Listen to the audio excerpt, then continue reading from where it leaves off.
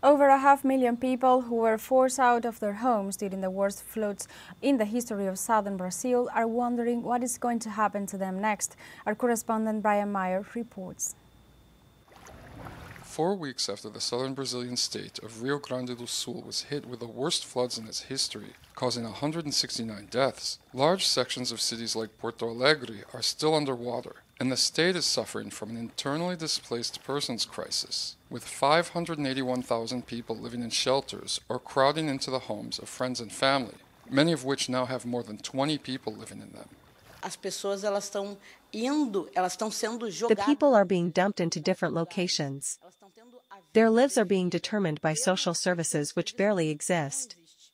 Here in the Preta Velha Collective, which has opened its doors in solidarity with the victims, there are people arriving who have been misinformed. They have been rescued and thrown into shelters, but they aren't getting any information and they are being underfed.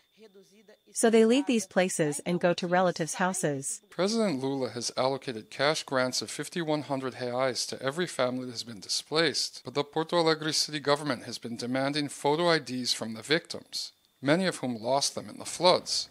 The federal government has also announced that it will build houses for every displaced family making up to 2 times the minimum wage, but they're going to take at least 6 months to build. In the meantime, many residents say they will never move back to their old neighborhoods. I don't plan on moving back to the same neighborhood. I am going to wait to see what kind of government support arrives so that I can start over in a safe place that doesn't have floods. That is my main plan, to live in a place that doesn't flood, because this situation has been really terrible.